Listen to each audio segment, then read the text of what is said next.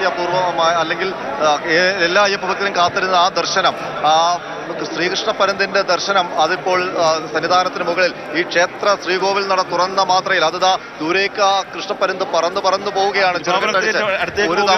ഒരു തവണ അത് പോകുന്ന ദിക്കാകട്ടെ തിരുവാഭരണം ഇരിക്കുന്ന ദിക്ക്, ആ ശരംകുത്തി മേഖലയിലേക്കാണ് കൃഷ്ണപ്പരന്ത് ചിറകടിച്ച് പറന്നുപോയത്. അതിനു മുൻപ് ഈ നട തുറന്നപ്പോൾ ഒരു വട്ടം ഈ തിരുനടയ്ക്ക് മുകളിൽ ആകാശത്ത് വട്ടമിട്ട് പറന്നു. അപ്പോൾ ആ ശ്രീകൃഷ്ണ പരന്തിനെ കാണുമ്പോൾ ഭക്തർക്ക് അത് തോന്നുക ഗരുഡവാഹനത്തിൽ വന്ന മഹാവിഷ്ണുവായിട്ടാണ്.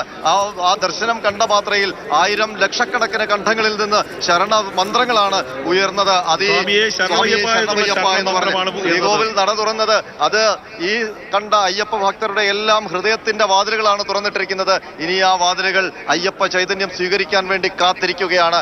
അതാ തിരുവാഭരണ പേടകവും വഹിച്ചുള്ള ഘോഷയാത്ര സന്നിധാനത്തേക്ക് വരുന്ന നിമിഷം, ആ നിമിഷത്തിൽ ഇപ്പോൾ പറന്നുപോയ ശ്രീകൃഷ്ണ പരന്ത് ആ തിരുവാഭരണ ഘോഷയാത്രയ്ക്ക് അകമ്പടി സേവിച്ചുകൊണ്ട് ആകാശത്തിൽ വട്ടമിട്ട് പറന്നുകൊണ്ട് ഈ സന്നിധാനത്തേക്ക് വീണ്ടും ഒരിക്കൽ കൂടി വരും. അതിനുശേഷം ആ ദീപാരാധന സമയത്ത് അത് പിന്നെ കാണാൻ കഴിയില്ല. അപ്പോഴേക്കും മാനത്തിരുട്ട് പറന്നിരിക്കും. അപ്പോൾ വെളിച്ചമായി ഉത്രം നക്ഷത്രം ആകാശത്തുദിക്കും. അതിനേൽക്കാ വെളിച്ചമായി പൊന്നമ്പലമേട്ടിൽ 3 തവണ മകര വിളക്ക് തെളിയും. ആ ദിവ്യ കാഴ്ച കാണാൻ ഇവിടെ അയ്യപ്പന്മാർ കാത്തിരിക്കുന്നു.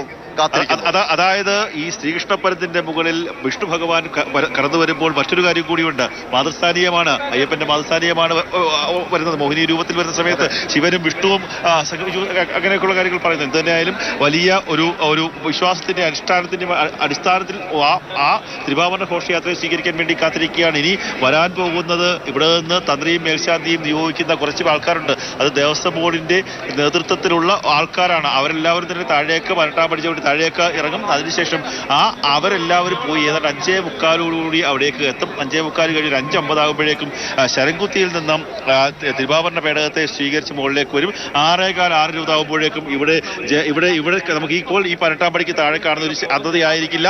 സ്വാമിയെ ശരണമയ്യപ്പ എന്നുള്ള ശരണ മന്ത്രങ്ങൾ മാത്രം മുഴങ്ങുന്ന ഒരു അന്തരീക്ഷമായിരിക്കും. ആ സ്ഥലത്തുകൂടി തീവട്ടിയുടെയും അതുപോലെ തന്നെ കർപ്പൂരാഴിയുടെയും ആ ദീപപ്രഭയിൽ ജ്വലിച്ചുകൊണ്ട് ആ 3 പേടകങ്ങൾ കടന്നു വരുമ്പോൾ താഴെ ആൾത്തറയൊക്കെ ശോഭിക്കും.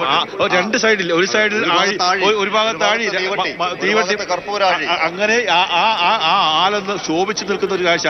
ആ ശോഭ നേരെ പൊന്നു 18-ാം പടിയിലേക്കാണ്, ഈ തങ്ക 18-ാം പടിയിലേക്കാണ് വരുന്നത്. അങ്ങനെ പക്ഷേ ഇപ്പം ശ്രീകൃഷ്ണ പരന്തൻപുരത്ത് ഭഗവാൻ മഹാവിഷ്ണുവാണ് വരുന്നതെന്ന് അയ്യപ്പന്മാർ സങ്കല്പിക്കുമ്പോൾ മഹാവിഷ്ണു അയ്യപ്പ സ്വാമിയുടെ അല്ലെങ്കിൽ ധർമ്മശാസ്താവിന്റെ മാതൃസ്ഥാനത്താണ്. ഇവിടെ ഈ പൂങ്കാവനത്തിൽ തന്നെയുണ്ട് മകനും അച്ഛനും അമ്മയും.